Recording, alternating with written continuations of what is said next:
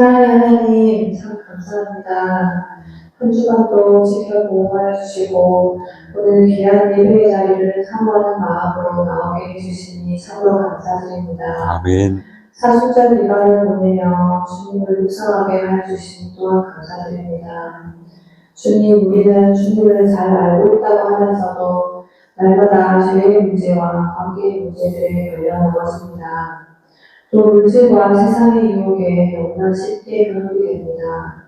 우리가 날마다 말씀과 기도로 깨어있는 삶을 살게 하여 주시옵소서. 아멘. 세상이 주는 위로가 아닌 하나님 나라의 복을 꿈꾸고 나아가는 우리들이 되게 하여 주시옵소서. 아멘. 내 안에 가득한 하나님의 사랑으로 이웃을 사랑하며 섬기며 하루하루 하나님 사랑 안에서 천국을 맛보는 삶을 살게 하여 주시옵소서. 아멘. 하나님, 성문과 교회를 세우시고 이 땅에서 주님이 이루어가길 원하시는 일들을 깨달아 알게 하여 주셔서 우리 성도들이 함께 마음을 모을 수 있게 하여 주시고 세우신 목사님과 가정에 말할 수 없는 은혜와 축복을 내려주시옵소서. 아멘. 병마와 싸우는 성도님들에게 위로와 치료의 하나님으로 임하여 주시옵시고 아멘. 마음이 아픈 자들에게는 주님의 날개로 풍성히 감싸 주시어서 이 세상이 줄 수 없는 평안을 누리게 하여 주시옵소서. 아멘. 우리 교회 학교 어린이들이 하나님의 말씀을 바르게 알고 그 안에서 지혜로운 아이로 자라게 하여 주시옵소서. 아멘. 무엇보다 성문과 교회가 서로를 향한 기도가 넘쳐나는 교회가 되게 하여 주시옵소서. 아멘. 사순절 기간 동안 우리들이 말씀 묵상을 통해서 아름다운 전제를 알아가게 되기를 원합니다. 아멘. 주님은 깊이 묵상하는 시간 되게 해주시옵소서. 아멘. 이 시간 목사님 통하여서 말씀을 듣습니다. 마음 가운데 잘 새기고 그 말씀으로 힘을 얻는 시간 되게 하여 주시옵소서. 아멘. 우리들의 보호자이신 예수님 이름으로 기도드렸나이다. 아멘.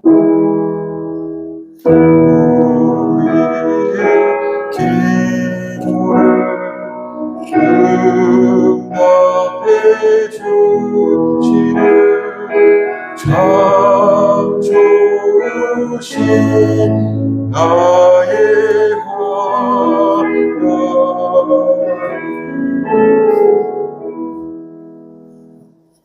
이 시간 주시는 하나님 말씀은 마태복음 5장 5절입니다.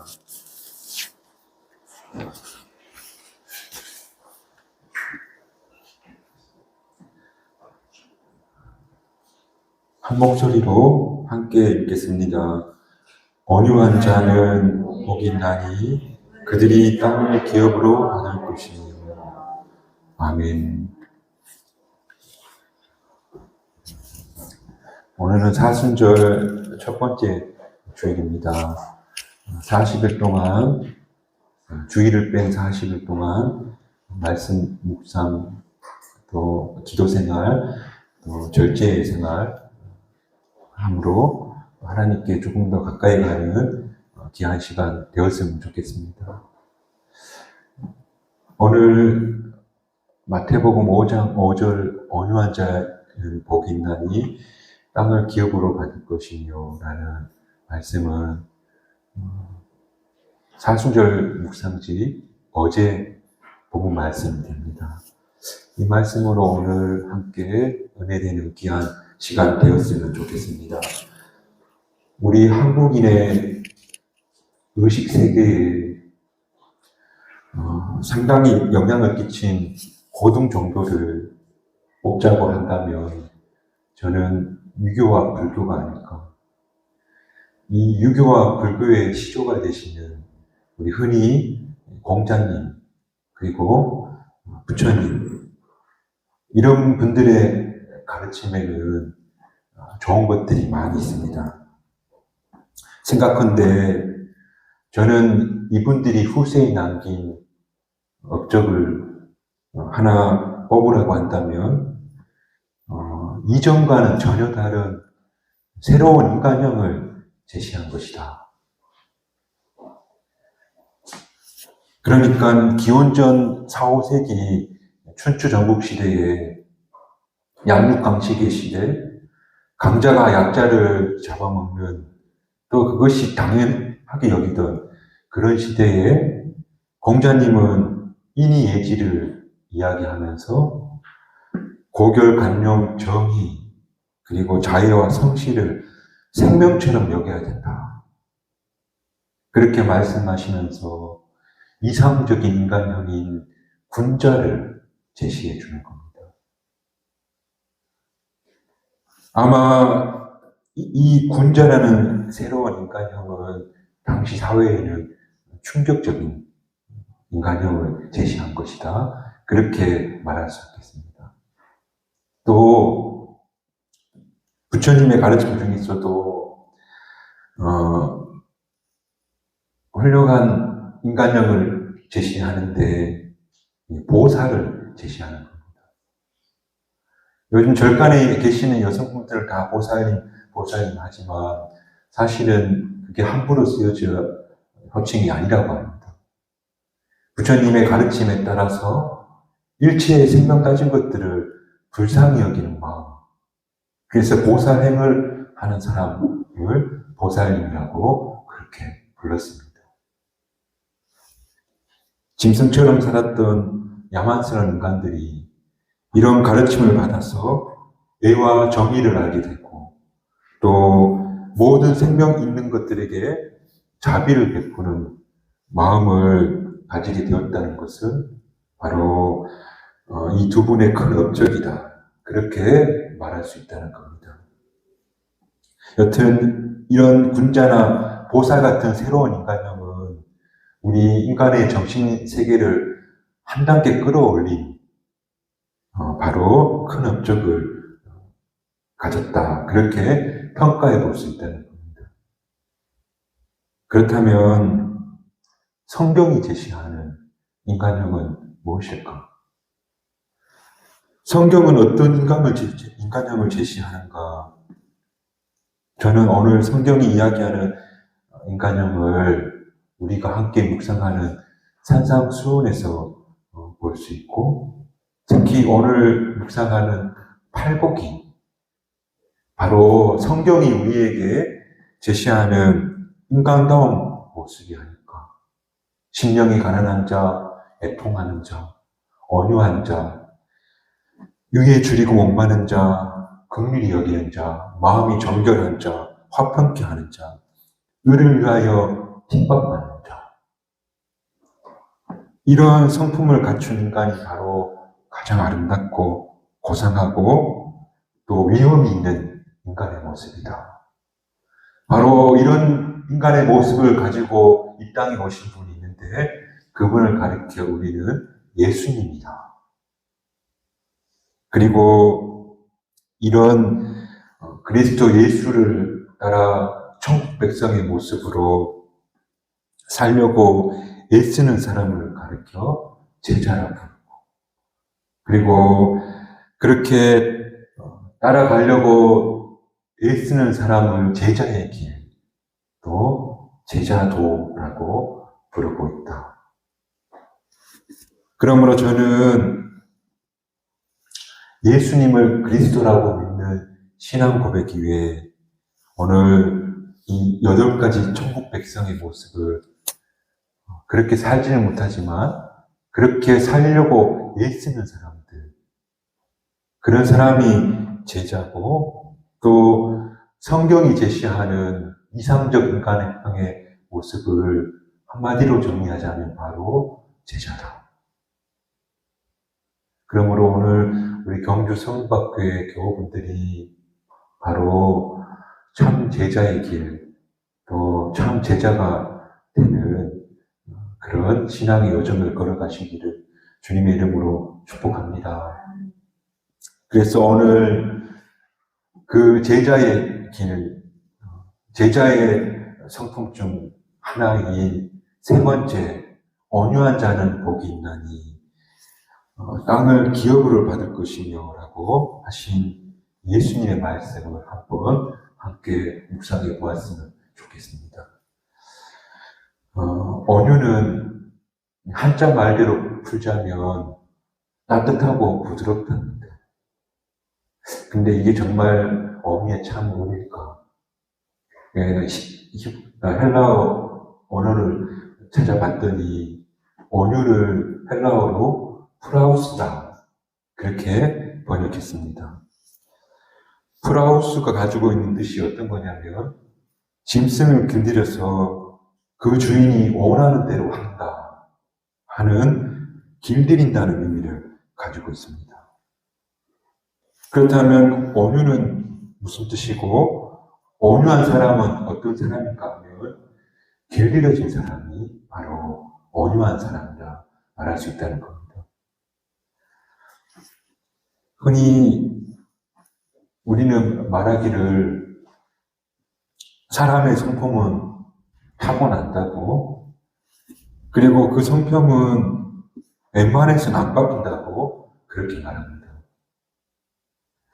따뜻하고 부드러운 사람이나 거칠고 퉁명스러운 사람이나 다 날 때부터 그 성품을 가지고 태어났다고 단정 짓기도 합니다.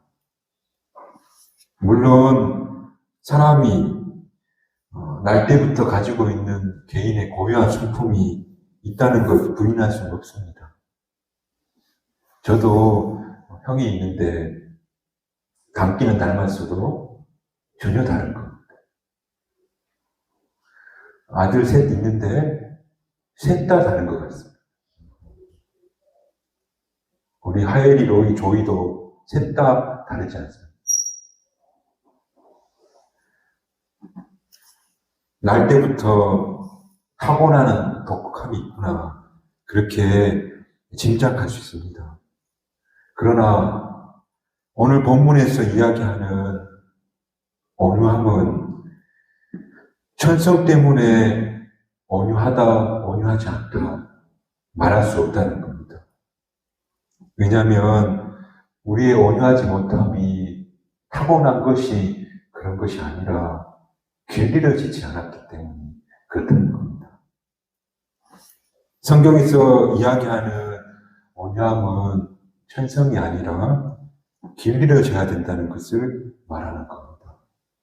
마치 사자와 호랑이 같은 맹폭한 야수가 사람에게 사로잡혀서 점점 지도를 받으면서 길들여져 나중에는 순한 양처럼 되어지는 것처럼 온유함은 길들여지는 성품이라는 겁니다. 성서가 말하는 온유함은 인생의 주인이신 하나님에게 길들여져서 자신의 거친 야성을 버리고 순한 양처럼 다듬어진 사람. 오늘 우리가 기억했으면 좋겠습니다. 참된 온유는 타고나는 것이 아니라 하나님께 사로잡혀서 길들여짐으로써 얻을 수 있는 은혜입니다. 말씀 속에서 혹은 기도 속에서 그리고 삶의 순간순간마다 성령의 음성을 듣도록 길들여진 사람은 온유하지 않을 수 없다는 겁니다.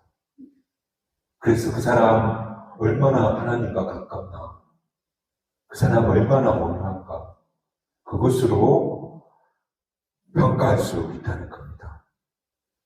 오늘 하나님과 점점 가까워지는, 하나님 성품에 길들여지는 온유한 사람들이 다 되시기를 주님의 이름으로 축복합니다. 이것을 잘 보여주는 예가 모세입니다.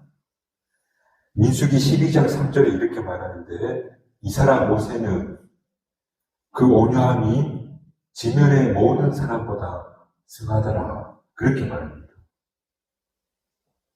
그런데 모세 일대기를 자세히 보면 그분은 동족 이스라엘이 학대받는 것을 보고 애굽의 감독관을 죽인 살인자입니다. 그의 모습을 보자면 위협심이 강한 사람, 또 되게 즉흥적인 사람, 정열적인 사람이라고 평가할 수 있어도 온유한 사람이라고 말하기 어렵지 않습니까? 그런데 그가 애굽인 감독을 죽이고 도망간 미디안 광야에서 40년 세월 그런 하나님께 길들여졌다는 것. 또 출애굽한 이스라엘 백성들을 가나안으로 인도하는 가운데 하나님을 직접 대면한 그 40년 세월이 그를 온유하게 길들였다는 것. 그러므로 온유한 성품은, 온유함은 하나님께 길들여줌으로 얻을 수 있는 은혜라는 사실을 우리가 꼭 기억했으면 좋겠습니다. 그러므로 우리 모든 그리스도인들은 이렇게 기도해야 될 것 같습니다. 잠시 기도하겠습니다. 주님, 저희는 아직도 길들여지지 않는 야성의 맹수와 같습니다. 짐승입니다. 억센 발톱과 날카로운 이빨로 핥히고 물어뜯는 그런 사람들입니다. 저희 입술에 나오는 소리는 울부짖는 강폭한 울음소리와 같습니다. 주님, 당신만이 우리를 길들일 수 있습니다. 당신에 의해 길들여지기 원하나이다. 주님, 저희를 길들이소서. 그래서 결국 당신의 음성과 몸짓에 순종하는 순하고 온유한 양이 되게 하여 주옵소서. 예수님 이름으로 기도드립니다. 아멘. 이렇게 기도해야 된다는 것. 온유함은 하나님에 의해서 하나님의 성품으로 길들여지는 은혜입니다. 제가 흔히 겪은 예수 잘 믿는 사람, 교회에서 많이 봤는데, 그렇게 예수님 잘 믿는 때 교회 안에서 난폭하신 분들을 교육자 생활하면서 많이 만났습니다. 그중 한 분을 이야기하자면 청년부 담당하고 있었는데 이분이 성격이 불같은 거예요. 무슨 회의 같은 거 하면 고함을 지르고 하기도 하고, 그리고 뭔가 뜻이 안 맞으면 끝까지 그 푸시를 넣는 그런 분이었습니다. 그날도 재직기를 했는데 고함을 지르는 겁니다. 그 사모님이 늘 조마조마한 겁니다. 근데 그분이 젊은 총각 전도사가 그런 자신의 모습을 보고 있었다 생각하니까 그래도 약간 부끄러웠나 봅니다. 저한테 오셔서 이렇게 말하는 것이 기억나는데, 전사님, 죄송합니다. 은혜 받아도 잘 안 고쳐지네요. 그러는 겁니다.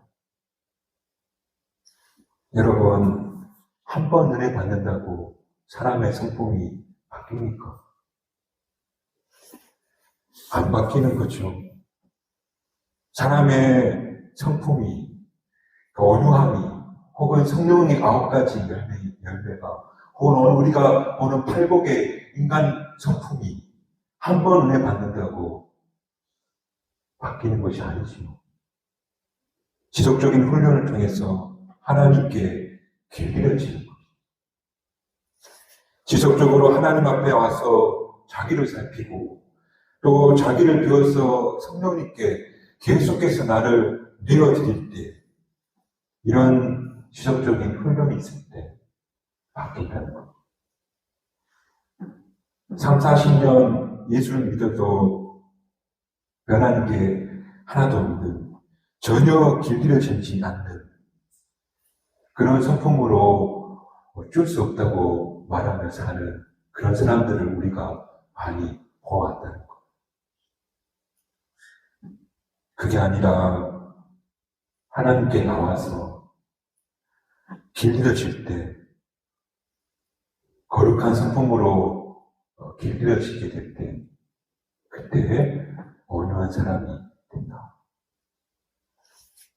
종교개혁자 칼빈 선생은 이 온유의 모습을 이렇게 설명하는데요.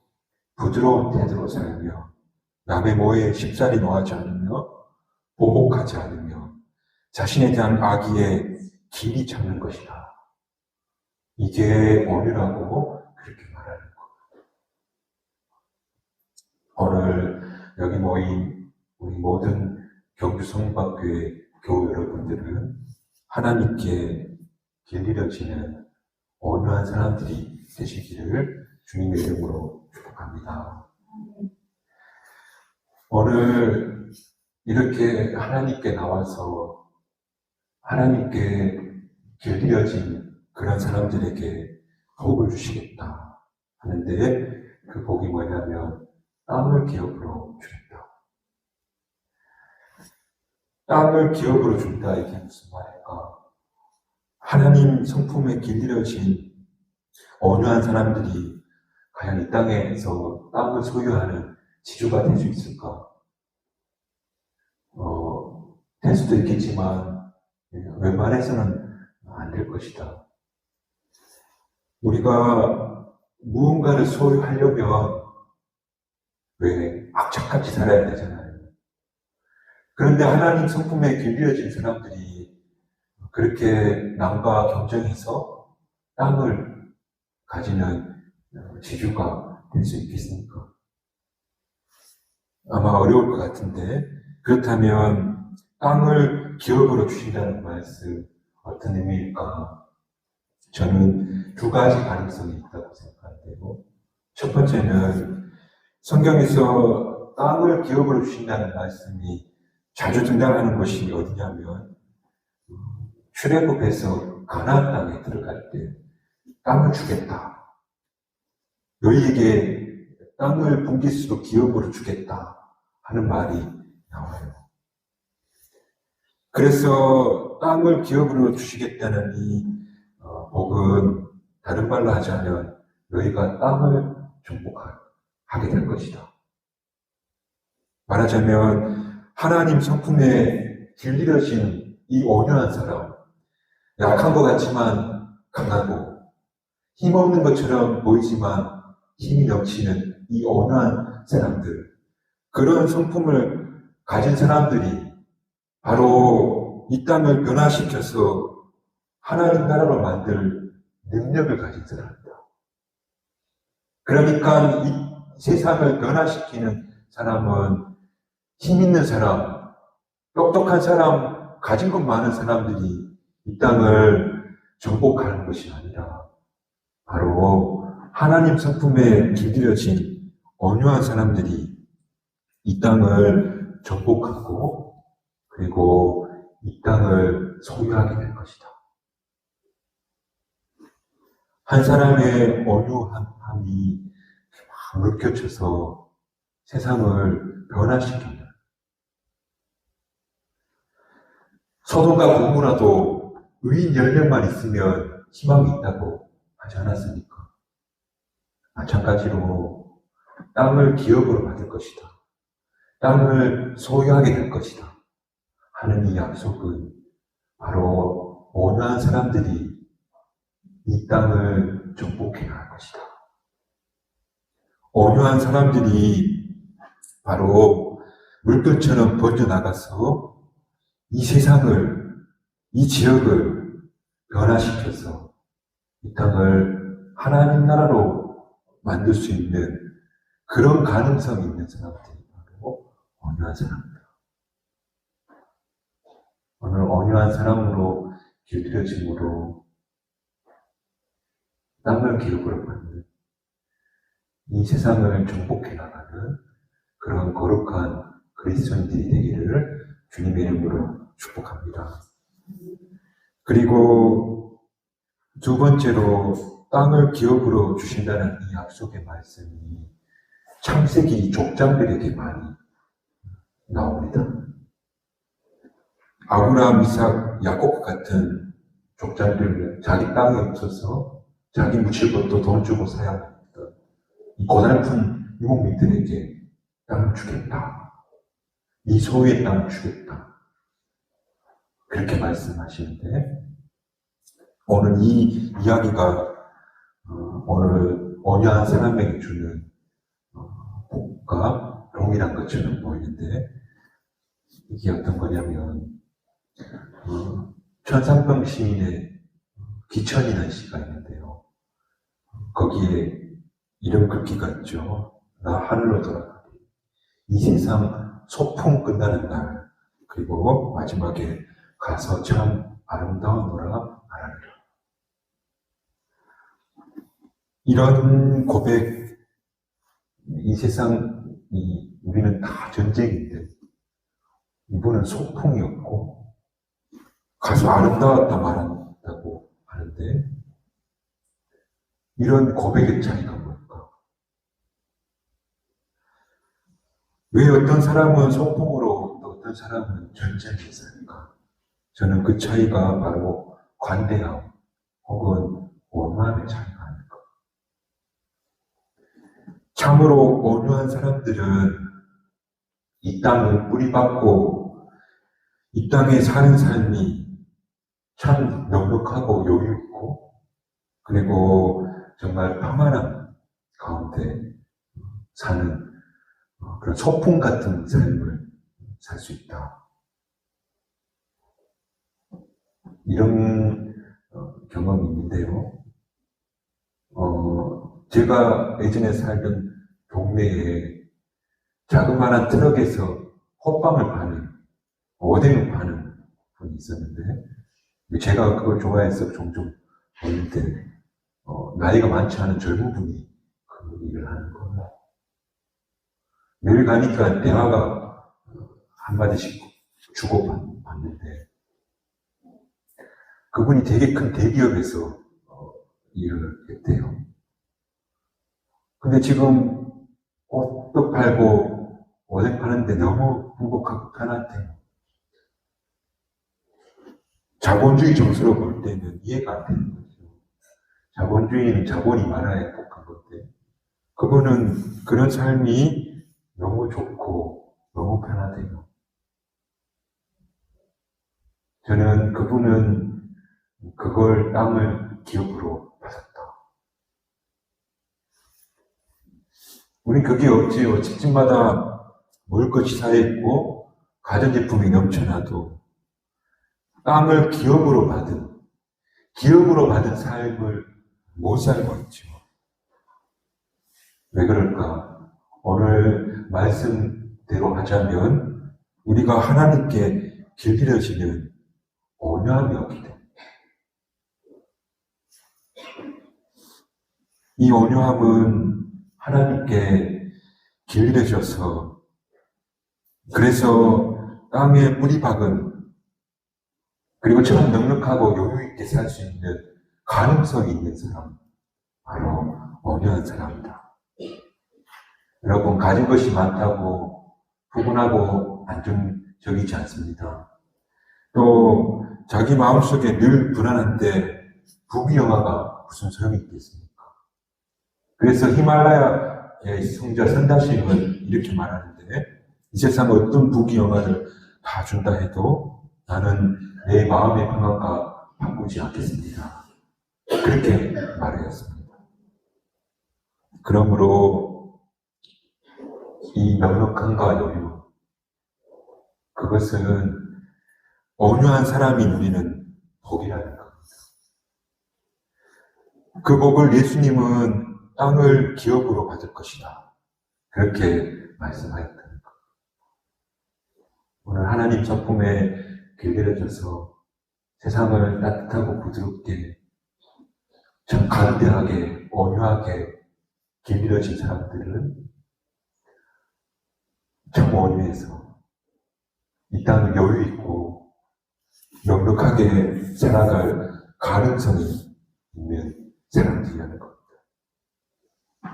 인생을 소풍으로 살고 싶다면 하나님께 나와 하나님 성품에 길들여지시길 바랍니다. 인생을 반대로 전쟁으로 살고 싶으면 그냥 여러분 가진 성품 그냥 그대로 살면 다 짐승이니까 서로 핥히고 물듣고 전쟁처럼 사는 겁니다.